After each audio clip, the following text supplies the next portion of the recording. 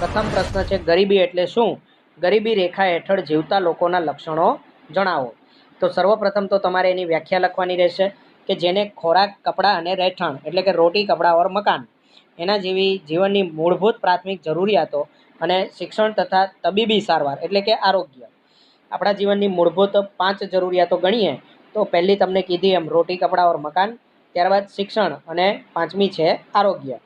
આ સેવાઓ પૂરતા પ્રમાણમાં મળતી નથી તો એવો સમાજ એ ગરીબ સમાજ કહેવાશે અથવા સમાજની એ સ્થિતિ એને ગરીબી કહે છે. મિત્રો, ભારતીય સમાજની અંદર આ લક્ષણ ખૂબ જ વધારે જોવા મળે છે. ઘણા ખરા લોકો એવા છે કે જેને મૂળભૂત જરૂરિયાતો મળતી નથી. જેમ કે લોકડાઉનના પીરિયડમાં જે પરપ્રાંતિયો ગુજરાતમાં વ્યવસાય અર્થે આવેલા છે અને રોજનો ધંધો કરી રોજનું ખાતા હતા, તો તેને અત્યારે ખાવા માટે વલખા મારવા પડે છે. ઉપરાંત એઓના રહેઠાણ જે કાચા મકાનો હતા, ઝૂંપડાઓ હતા, તો ત્યાંથી પણ તેઓને કાઢી મૂકવામાં આવ્યા છે. તો રહેઠાણની પણ સમસ્યા છે. શિક્ષણની તો વાત જ ન થાય, કારણ કે આજનું જે મોંઘુદાટ શિક્ષણ છે એને એ લોકો એફર્ટ નથી કરી શકતા. અને તબીબી સારવાર જે આજે કેટલી હદ સુધી મોંઘી થઈ રહી છે, તો તે પણ એને એફર્ટ નથી કરી શકતા. એટલે ભારતનો જે સમાજ છે એ મોટાભાગે ગરીબી રેખા નીચેનો જ સમાજ છે એવું આપણે કહી શકીએ. હવે એના લક્ષણો શું છે, કઈ રીતે ખબર પડશે? તો જે લોકોને 2 ટંક પૂરતું ભોજન ન મળતું હોય તો એ પણ ગરીબ કહેવાશે. જેને રહેવા માટે પૂરતા પ્રમાણમાં મોકળાશવાળી જગ્યા ન મળતી હોય, ગંદા વિસ્તારોમાં રહેવું પડતું હોય, આવક નિર્ધારિત અપેક્ષિત આવક કરતાં પણ ઓછી હોય છે અને પોષણયુક્ત આહાર મળતો ના હોય. હવે આ બધાને પરિણામે શું થશે? તો તેઓ શારીરિક રીતે અશક્ત રહેશે. સમજો મિત્રો કે તમારું ઘર એની આસપાસ જો ગંદકી રહેતી હોય તો એ ગંદકીના કારણે તમે કંટાળી જશો અથવા તો મચ્છર વગેરે ત્યાં ઉત્પન્ન થશે, એ તમને કરડશે, તો મલેરિયા જેવા રોગ એ માથું ઉચકતા હોય છે. તો આ બધાને કારણે સતત તમારા શરીરમાં કોઈને કોઈ તકલીફો રહેતી હોય છે. બીજું કે તમને પૂરતો પોષણયુક્ત આહાર ના મળે. તમને 4 રોટલીની ભૂખ છે પરંતુ માત્ર ને માત્ર 2 જ રોટલી મળે છે, તો આહારમાં પણ મર્યાદા આવી ગઈ છે. એટલે તમારું શરીર કુપોષિત રહેશે. તો આ બધા લક્ષણો જે છે એ તમારા ગરીબીના લક્ષણો છે. એ ઉપરાંત જે ગરીબ લોકો છે એમનું આયુષ્ય રાષ્ટ્રીય સરેરાશ આયુષ્ય દરથી ઓછું હોય છે. ભારતમાં હાલમાં જે આયુષ્ય દર છે એ 68 વર્ષનો છે. એટલે કે એવરેજ રાષ્ટ્રીય લેવલે વ્યક્તિ 68 વર્ષ સુધી જીવે છે એવું તારણ કાઢવામાં આવેલું છે. પરંતુ જે ગરીબી રેખા નીચે રહેતા લોકો છે એમનું આયુષ્ય 68 વર્ષ કરતાં ઓછું હોય છે. ઉપરાંત તેઓ નિરક્ષર હોય છે, એટલે કે શિક્ષણને એફોર્ડ નથી કરી શકતા, તો નિરક્ષર રહેવાના, સતત નાના મોટા રોગથી પીડાતા હોય છે, પોષણયુક્ત આહાર નથી અને શારીરિક રીતે અશક્ત છે, એટલે નાના મોટા રોગથી પણ એ પીડાતા રહેશે. તાજેતરમાં જે કોરોના વાયરસ છે, તો ગુજરાતના પરિપ્રેક્ષ્યમાં વાત કરીએ આપણે તો જે શાકભાજી વેચનારાઓ છે એને સરકાર સુપર સ્પ્રેડર તરીકે ઓળખી રહી છે. એટલે કે ઝડપથી ફેલાવો કરનારા. શા માટે? તો કે એઓનો જે ધંધો છે એ ધંધો ઉપરાંત તેઓ ખૂબ જ ઓછું શિક્ષણ ધરાવે છે, ક્યાં તો તમે નહીવત ના બરાબર કહી શકો. તો તેઓને ખબર જ નથી કે સોશિયલ ડિસ્ટન્સિંગ શું છે, કેવી રીતે આપણે આ રોગને ફેલાવાથી બચવું જોઈએ. તેઓને માત્ર શાકભાજી વેચી પોતાનું રોજે રોજનું કમાવવું અને જીવન નિર્વાહ કરવો એનાથી જ મતલબ છે. તો આ બધાને કારણે એમાં આવા રોગો પણ દેખાતા હોય છે. બાળકોને ભણવાની ઉંમરે મજૂરી કરવી પડતી હોય છે, આ પણ એક એમનું લક્ષણ છે. અને એમના બાળકોમાં મૃત્યુનું પ્રમાણ ઊંચું હોય છે. એટલે કે બાળકોને સમયસર સારવાર નથી મળતી, એટલે બાળકો સરળતાથી મૃત્યુને પ્રાપ્ત કરતા હોય છે. એટલે બાળ મૃત્યુ દર ગરીબી ધરાવતા લોકોમાં ખૂબ જ ઊંચો જોવા મળે છે. આમ સામાન્ય રીતે આ જે લક્ષણો છે એ દરેકે દરેક લક્ષણો ગરીબી રેખા નીચે જીવતા લોકોના લક્ષણો છે એવું આપણે કહી શકીએ. એટલે જે લોકોમાં આમાંથી મોટાભાગના લક્ષણો જોવા મળતા હોય તો તે લોકોને ગરીબ તરીકે વ્યાખ્યાયિત કરવામાં આવતા હોય છે. જેમ કે અહીં ઝૂંપડપટ્ટી એરિયા તમે જોઈ શકો છો. ઉપરાંત એશિયાની સૌથી મોટી ઝૂંપડપટ્ટી એ ભારતમાં ક્યાં આવેલી છે અને ઝૂંપડપટ્ટીનું નામ શું છે એ તમારે કમેન્ટ કરીને જણાવવાનું છે. ત્યારબાદ બીજો પ્રશ્ન છે ગરીબી રેખા એટલે શું અને ગરીબીનું માપન કેવી રીતે થાય છે? તો ગરીબી રેખા એનો ખ્યાલ સૌપ્રથમ WHO એટલે કે વર્લ્ડ હેલ્થ ઓર્ગેનાઇઝેશન એના નિયામક બ્યોર્ડ ઓરે એમના દ્વારા રજૂ કરવામાં આવેલો. એમણે શું કીધેલું? તો કે અનાજ, વસ્ત્ર, રહેઠાણ, શિક્ષણ, આરોગ્ય, પીવાનું ચોખ્ખું પાણી, વીજળી, સેનિટેશનની સુવિધા એટલે કે સંડાસ બાથરૂમની સુવિધા, વાહન પરિવહન વગેરે પાછળ થતો ખર્ચ તેમજ આવક મુજબ તથા કેલરીને આધારે, કેલરી એટલે રોજે રોજનો જે ખોરાક પ્રાપ્યતા છે તે, એના આધારે જીવન ધોરણની નક્કી કરેલી સપાટી એને ગરીબી રેખા તરીકે ઓળખવામાં આવે છે. એટલે કે માનવ જીવનના સ્પર્શતા રોજિંદા જે લક્ષણો છે એ પરિબળો લક્ષણોને એમણે આવરી લીધા છે. કેમ કે આમાંથી કોઈ લક્ષણ એવું નથી કે જેને તમે નજરઅંદાજ કરી શકો. ગરીબીનું માપન કરવા માટે બે રીત છે. એક કે કોઈ એક કુટુંબ દ્વારા વિભિન્ન વસ્તુઓ કે સેવાઓ પર કરવામાં આવેલો ખર્ચ, એના આધારે એનું માપન કરી શકો. અથવા બીજું છે કે કુટુંબ દ્વારા મેળવેલી કુલ આવકનો આધારે, એટલે કે કુટુંબમાં જેટલા પણ સભ્યો કમાતા હોય એ દરેકની આવકનો સરવાળો, અને એના આધારે જ એ નિર્ધારણ થતું હોય છે. અને અહીં પરિભાષામાં કુટુંબ એટલે શું? તો કુટુંબ એટલે વધુમાં વધુ 5ની સભ્ય સંખ્યા એ નિર્ધારિત કરેલી છે. એટલે 5 કે તેથી ઓછા ચાલે, પણ એનાથી વધારે હોય 6, 7 તો એને કુટુંબની કેટેગરીમાં ગણાતું નથી. એ સંયુક્ત કુટુંબની કેટેગરીમાં આવશે અને એમાં જે માપદંડો છે એ બદલાઈ જતા હોય છે. અનાજ, કઠોળ, દૂધ, શાકભાજી, કપડાં, રહેઠાણ જેવી તદ્દન પ્રાથમિક જરૂરિયાતો એ લઘુત્તમ બજારે પણ પ્રાપ્ત કરી શકવાની ન્યૂનતમ આવક ન ધરાવતા હોય તેવા નિરપેક્ષ રીતે ગરીબ છે એવું કહેવાય. એટલે ઓછામાં ઓછી કિંમતે એને આપવામાં આવે છતાં પણ એ લોકો ખરીદી ન શકે તો તેને નિરપેક્ષ ગરીબ છે એવું કહી શકાય. એટલા માટે જ સરકાર દ્વારા રાશન કાર્ડ ઉપર સસ્તા દરે અનાજ આપવામાં આવે છે. પરંતુ ઘણા લોકો એવા પણ હતા કે જે રાશન કાર્ડ પણ નથી ધરાવતા, કેમ કે એનો પણ ખર્ચો એ કરી શકતા નથી. તો એવા લોકો જે છે એને નિરપેક્ષ ગરીબીની અંદર આપણે ગણી શકીએ. ઊંચી આવકવાળા જૂથની નીચી આવકવાળા જૂથ સાથે સરખામણી કરતાં નીચી આવકવાળા જૂથની આવક ઓછી હોવાથી સાપેક્ષ ગરીબ ગણાશે. એટલે સમજો કે કુટુંબ એ એમાં 5 સભ્યો છે અને એની આવક મહિને 50,000 છે, તો સભ્ય દીઠ એની આવક કેટલી થઈ છે? 10,000ની. જ્યારે કુટુંબ બી એના સભ્યો 5 છે પરંતુ આવક માત્ર ને માત્ર 2,000 રૂપિયા છે, તો અહીં કુટુંબમાં સભ્ય દીઠ જે આવક છે એ માત્ર તમારી 400 રૂપિયા થઈ. હવે એને તમે દિવસ લેખે ડિવાઈડ કરો તો લગભગ 12 થી 13 રૂપિયા પર વ્યક્તિને મળતા હોય છે. અહીં એક વ્યક્તિને 10,000 મળે છે તો એને દિવસના લગભગ 330 રૂપિયાથી વધારે પ્રાપ્ત થાય છે. તો અહીં જે કુટુંબના સભ્યો છે એ 330 રૂપિયાની ડેઇલીની આવક ધરાવે છે, જ્યારે અહીંના સભ્ય 13 થી 14 રૂપિયાની જ આવક ધરાવે છે. તો સ્વાભાવિક છે કે 300 રૂપિયાની આવક હોવાને કારણે એ મોટા ભાગના જે પરિબળો છે જેવા કે અનાજ, કઠોળ વગેરે એનો ખરીદી કરી શકશે, જ્યારે બી કુટુંબ કરી શકશે નહીં. તો એને સાપેક્ષ ગરીબ કહેવાશે. અહીં નીચે તમને ઉદાહરણથી સમજાવેલું પણ છે કે એ વ્યક્તિ 10,000, બી 20,000 અને સી 30,000 ત્રણેયની આવક જુદી છે. તો બીની તુલનાએ એની આવક ઓછી છે એટલે એ સાપેક્ષ ગરીબ થયો, અને સીની તુલનાએ એ અને બીની આવક ઓછી છે તો એ બંને સાપેક્ષ ગરીબ થશે. એટલે એની તુલનાએ બીને ગરીબ કહી શકાય નહીં, પરંતુ બીની તુલનાએ એ ગરીબ છે એમ સીની તુલનાએ બી અને એ બંને ગરીબ થઈ જાય છે.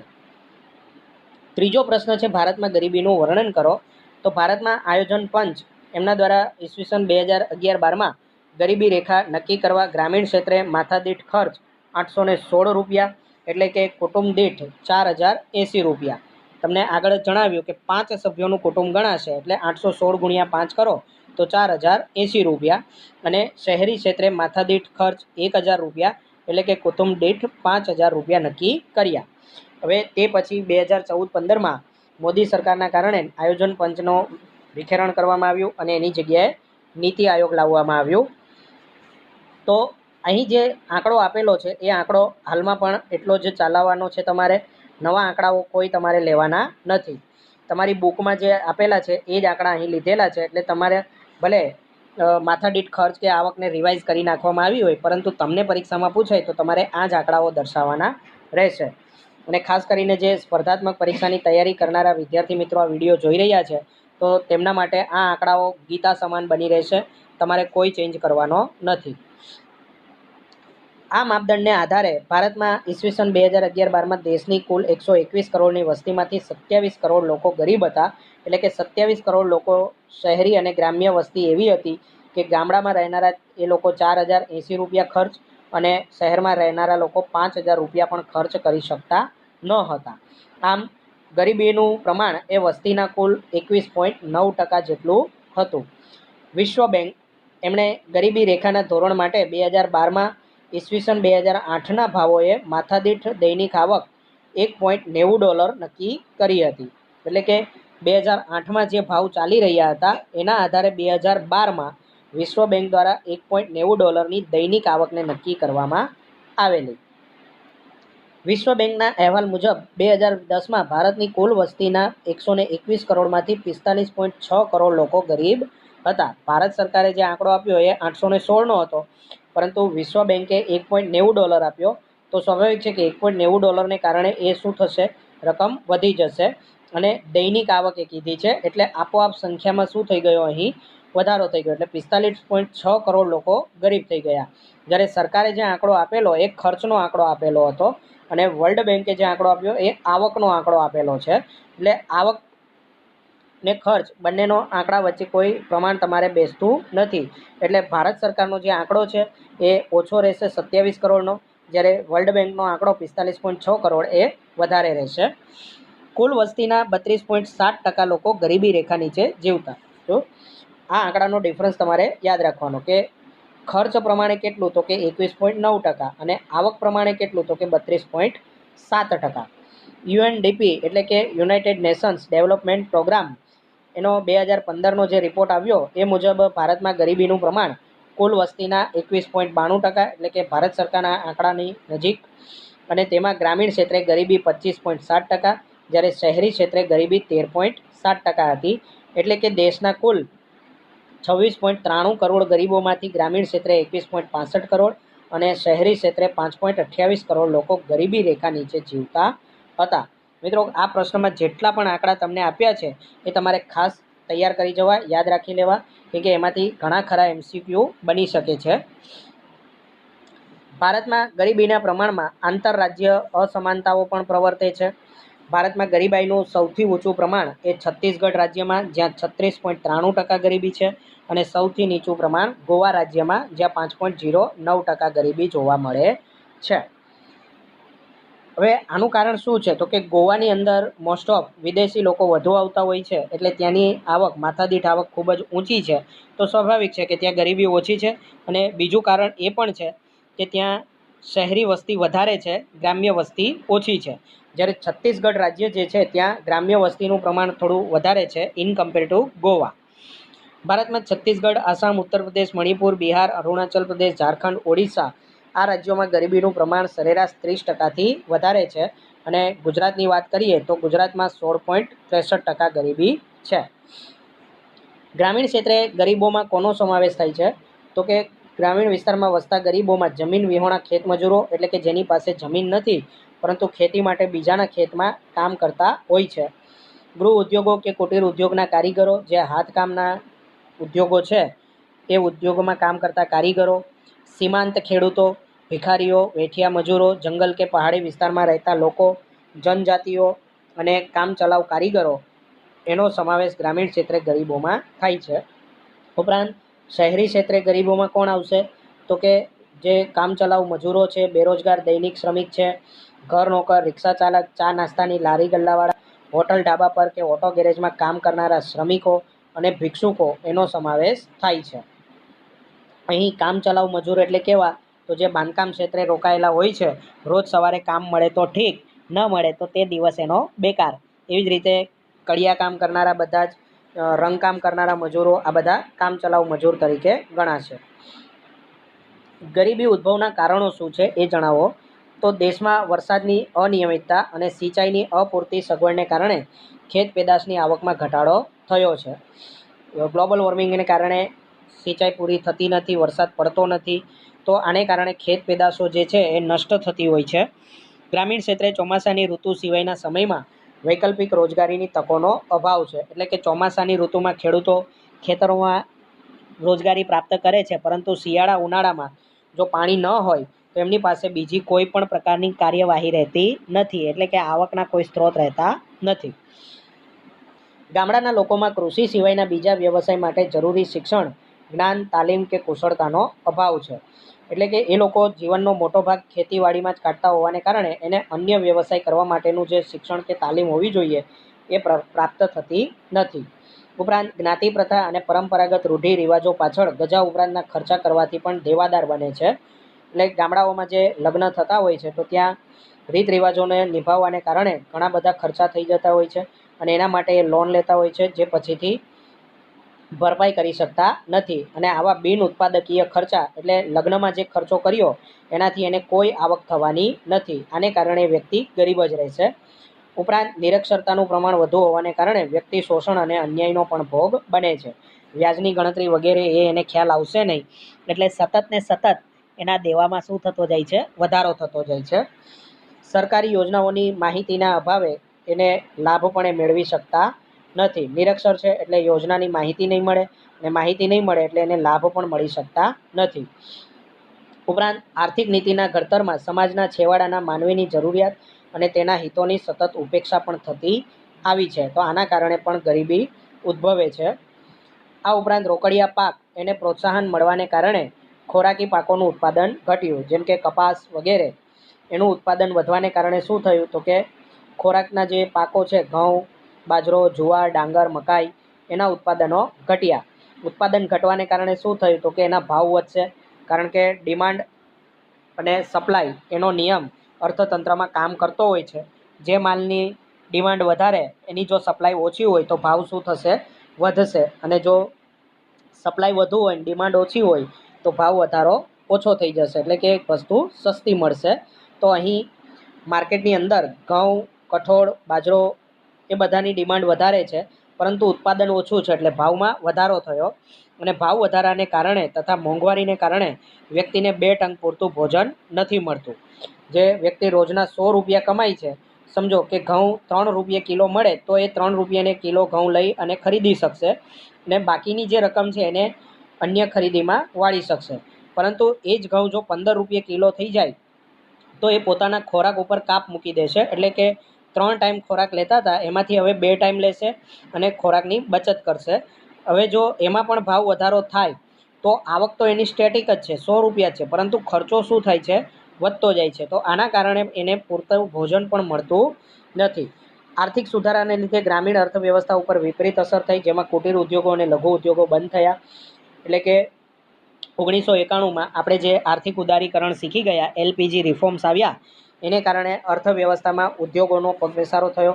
એટલે જે લોકો ઘરે હાથ વણાટ વગેરે કામ કરી ઉત્પાદન કરતા હતા અને લઘુ ઉદ્યોગો ચલાવતા હતા, એ બંધ થયા. હવે રોજીરોટી ન મળી એટલે લોકોએ ક્યાં જવું પડ્યું? શહેરો તરફ. આને કારણે ખેતીની આવકમાં ઘટાડો થયો અને ગામડામાં મજૂરી કામ ઓછું થયું. પોષણક્ષમ આહારને અભાવે ગરીબો નાના મોટા રોગનો ભોગ બને છે. એના પરિણામે એનો સારવારનો ખર્ચો પણ વધે છે, પરંતુ આવકમાં વધારો થતો નથી. આથી એમની આર્થિક સ્થિતિ પણ સુધરતી નથી. લાંબો સમય બીમારીમાં સપડાયેલા હોવાને કારણે એ કામ પર નથી જઈ શકતા, એટલે આવક પણ નથી વધતી, સારવારનો ખર્ચ વધતો જાય છે, તો બંને વચ્ચેની ખાઈ વધતી જાય છે. આને કારણે પણ એ ગરીબ રહેશે. ટેકનોલોજીમાં ફેરફાર થતાં ગામડાના પરંપરાગત વ્યવસાય, કુટીર ઉદ્યોગ અને ગ્રામ ઉદ્યોગ પડી ભાંગે છે. તેથી બેકારીમાં પણ વધારો થયો છે. દેશની વસ્તીમાં વધારો થયો છે, એને મૃત્યુદર સામા પક્ષે ઘટ્યો છે. એટલે જન્મદર વધ્યો, મૃત્યુદર ઘટ્યો. તો આના કારણે જે ગેપ પડ્યો એને લીધે વસ્તીમાં વધારો જોવા મળ્યો. ઉપરાંત આરોગ્ય વિષયક સુવિધાઓ આવવાને કારણે સરેરાશ આયુષ્યમાં પણ વધારો થયો છે. અને આના પરિણામે સમાજમાં શ્રમની માંગ કરતા કામદાર વર્ગ એમાં પણ વધારો થયો. એને કારણે પણ બેકારી વધી. વર્ગમાં સંખ્યામાં વધારો થયો, પણ સામા પક્ષે કામ છે નહીં, એટલે બેકારીમાં સતત વધારો થયો છે. જીવન જરૂરિયાતની વસ્તુની માંગ સામે પુરવઠો ઘટતા ભાવ વધ્યા, લોકોની ખરીદ શક્તિ ઘટી. એને પરિણામે જીવન ધોરણ નીચું ગયું અને અંતે દેશમાં ગરીબીનું પ્રમાણ વધ્યું.